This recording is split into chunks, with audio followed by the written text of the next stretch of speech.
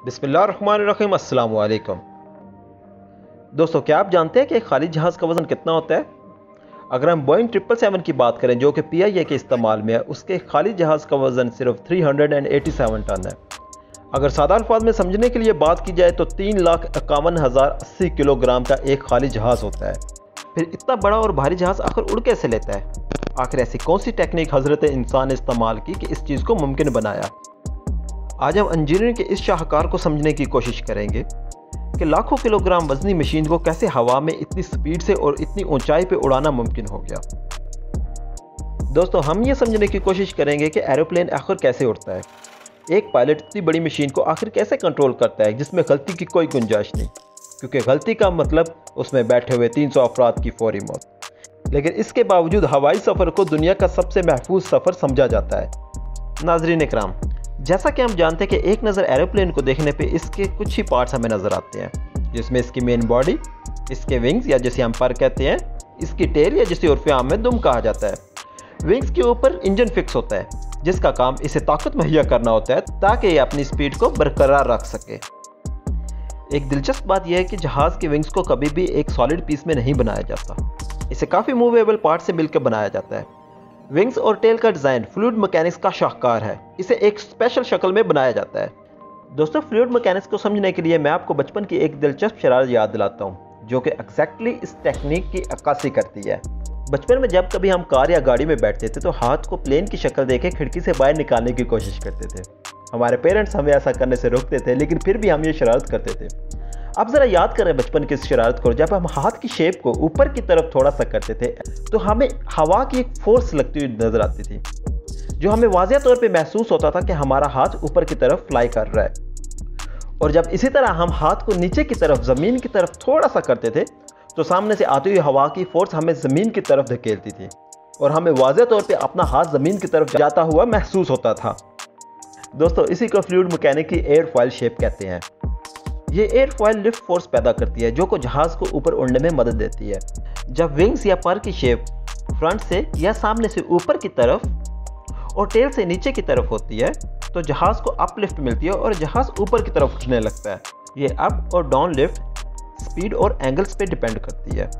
अगर स्पीड ज़्यादा होगी, बिल्कुल ऐसे ही जैसे हम बचपन में करते थे, अगर कार या गाड़ी की स्पीड ज़्यादा हो और हम एंगल ऊपर की तरफ करते थे तो हमारे हाथ के ऊपर ज़्यादा फोर्स लगती हुई महसूस होती थी। बिल्कुल इसी तरह ये एरोप्लेन के अंदर भी होता है। जब स्पीड ज़्यादा हो और एंगल उसके मुताबिक हो तो उसे ज़्यादा लिफ्ट मिलती है और जहाज़ को ज़्यादा बेहतर तौर पे अप लिफ्ट मिलती है। एरोप्लेन को टेक ऑफ करने के लिए पायलट को जहाज़ की स्पीड और विंग्स के एंगल दोनों को कंट्रोल करना होता है। एरोप्लेन की स्पीड को इंजन की पावर या थ्रस्ट को बढ़ाकर बढ़ाया जाता है। आमतौर पर एरोप्लेन की स्पीड 240 से लेकर 285 किलोमीटर पर आवर के दरमियान हो और इस मौके पर विंग्स के फ्लैप्स को ऑन करके इसके एंगल को बढ़ाया जाता है तो लिफ्ट फोर्स ज़मीन की ग्रेविटेशन फोर्स से ज़्यादा हो जाती है, जिसकी वजह से आसानी के साथ एरोप्लेन ऊपर की तरफ उठने लगता है। एरोप्लेन की दुम पे दो अटैचमेंट्स होती हैं जिन्हें रूडर और एलिवेटर्स कहते हैं। एलिवेटर्स को एडजस्ट करके पायलट एरोप्लेन को अप या डाउन साइड पे मूव कर सकता है। सादा अल्फाज में आप कह सकते हैं कि एक पायलट को एरोप्लेन को फ्लाई करने के लिए इन तीन बातों का ख्याल रखना होता है। नंबर 1, एरोप्लेन की स्पीड 240 किलोमीटर पर आवर से ज़्यादा हो ताकि मतलूबा लिफ्ट फोर्स मिल सके। नंबर 2, जब स्पीड 240 से बढ़ जाए तो विंग्स में लगे फ्लैप्स को ऑन करे ताकि लिफ्ट फोर्स ग्रेविटेशन फोर्स से ज़्यादा हो जाए और जहाज़ हवा में ऊपर की तरफ उठ सके। नंबर 3, एरोप्लेन की दुम पे मौजूद अटैचमेंट्स को ऊपर की तरफ किया जाए ताकि जहाज़ का एंगल ऊपर की तरफ बने और वो फ्लाई कर सके। आमतौर पे एरोप्लेन को 15 डिग्री पे टेक ऑफ किया जाता है, यानी कि जब ज़मीन पे दौड़ रहा होता है और आसमान की तरफ जाना चाहे तो पायलट को लाजमी तौर पे इस बात का ख्याल रखना चाहिए कि ये एंगल 15 डिग्री से ना बढ़ने पाए।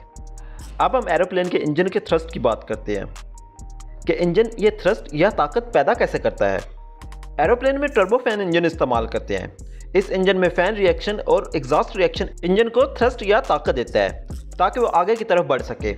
एरोप्लेन का फ्यूल इसके विंग्स में स्टोर होता है।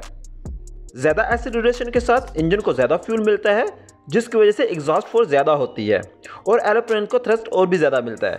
जब एरोप्लेन अपनी मतलूबा बुलंदी पे पहुंच जाता है तो एक्सेलरेशन के ज़रिए इसके इंजन से इतना ही थ्रस्ट पैदा किया जाता है जितना इसकी लिफ्ट फोर्स जहाज़ के वज़न को संभाल सके, और फिर जहाज़ की बुलंदी और इसकी डायरेक्शन को सेट करके एरोप्लेन को ऑटो पायलट पे लगा दिया जाता है।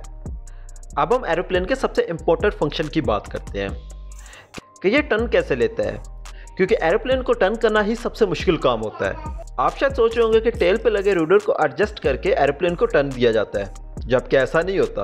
अगर ऐसा किया भी जाए तो एरोप्लेन अचानक से घूम जाएगा, जो कि अंदर बैठे पैसेंजर को डराने के मुतरादिफ होगा, और फिर ये प्रैक्टिकली पॉसिबल भी नहीं है।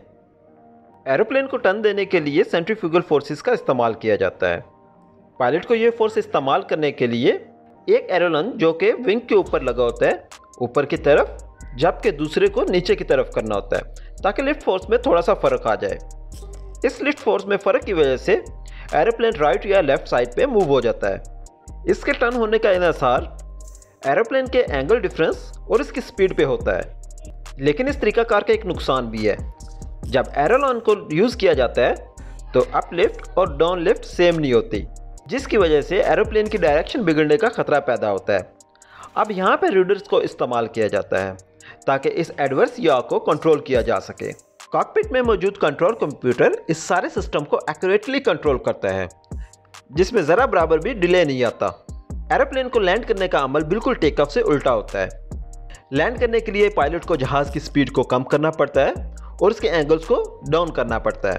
जब एरोप्लेन ज़मीन के करीब पहुंचता है तो लैंडिंग गियर्स को ऑन कर दिया जाता है। ज़मीन पे पहुंचने के बाद एरोप्लेन को रोकने के लिए टायर्स की ब्रेक के अलावा इंजन के रिवर्स थ्रस्ट का भी इस्तेमाल किया जाता है, जो कि इसकी स्पीड को कम करने में मददगार होता है। दोस्तों, हमें उम्मीद है आपको हमारी आज की वीडियो भी पसंद आई होगी, लेकिन जाने से पहले मैं आपको एक छोटी सी फ़नी बात बताता हूँ। हमने अपनी इस पूरी वीडियो में एयरप्लेन को एरोप्लेन पढ़ा है, जबकि एरोप्लेन नहीं होता, क्योंकि हम पाकिस्तान में अक्सर इस वर्ड को यूज़ करते हैं और हम अक्सर इसे एरोप्लेन ही कहते हैं। मैंने इसलिए ये वर्ड एरोप्लेन ही पढ़ा है, जबकि इसका ठीक नाम एयरप्लेन होता है। अपना और अपने चाहने वालों का बहुत सा ख्याल रखिएगा। अल्लाह हाफिज़। चलें आपको सुनाते हैं कि गूगल इसे क्या कहता है, ताकि आपको ये लफ्ज़ याद रहे। Airplane, airplane, airplane, airplane, airplane, airplane, airplane, airplane, airplane, airplane, airplane, airplane, airplane, airplane, airplane.